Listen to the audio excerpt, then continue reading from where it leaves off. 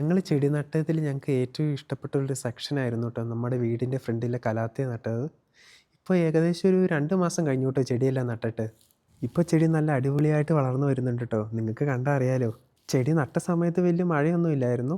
നമ്മുടെ അടുത്തുള്ളൊരു നഴ്സറിയിൽ നിന്നാണ് ഞങ്ങൾ കലാത്തിയുടെ തൈകളെല്ലാം മേടിച്ചത്. പിന്നെ ഞങ്ങൾ ചൂട്ടിലിടാനായിട്ട് പെബിൾസൊക്കെ നമ്മുടെ അങ്കമാലിയിലുള്ള ഒരു സാറ എന്ന് പറഞ്ഞൊരു ഷോപ്പിൽ നിന്നാണ് പെബിൾസ് എല്ലാം മേടിച്ചത്.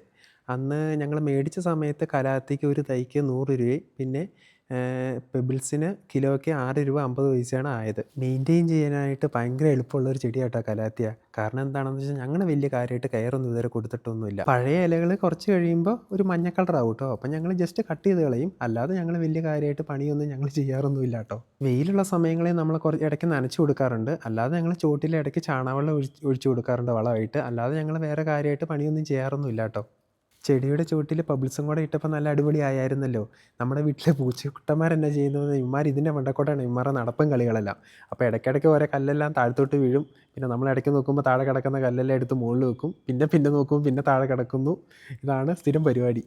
ഞാൻ പിന്നെ അവന്മാരെ ഓടിച്ചു വിടാറൊന്നുമില്ല. കാരണം എന്താണെന്ന് വെച്ചാൽ അവന്മാർ ചെടികളൊന്നും കളയുന്നൊന്നുമില്ല കേട്ടോ. അവന്മാരും കളിച്ചോട്ടെ അല്ലേ. പിന്നെ വേറൊരു മെയിൻ്റെനൻസ് എന്താണെന്ന് വെച്ചാൽ നമ്മുടെ വീടിൻ്റെ ഫ്രണ്ടിൽ കുറച്ച് പ്ലാവ് നിൽപ്പുണ്ട്. അപ്പോൾ അതിൻ്റെ കാറ്റത്തെ ഇലയൊക്കെ വീണ് ഇതിൻ്റെ ചുവട്ടുകൂടൊക്കെ പെബിൾസിൻ്റെ മണ്ടക്കാടൊക്കെ വീണ് കിടപ്പുണ്ട്. അപ്പോൾ നമ്മൾ രാവിലെ എണീറ്റ് കഴിയുമ്പോൾ അതെടുത്ത് പെറുക്കി മാറ്റി വൃത്തിയാക്കുക.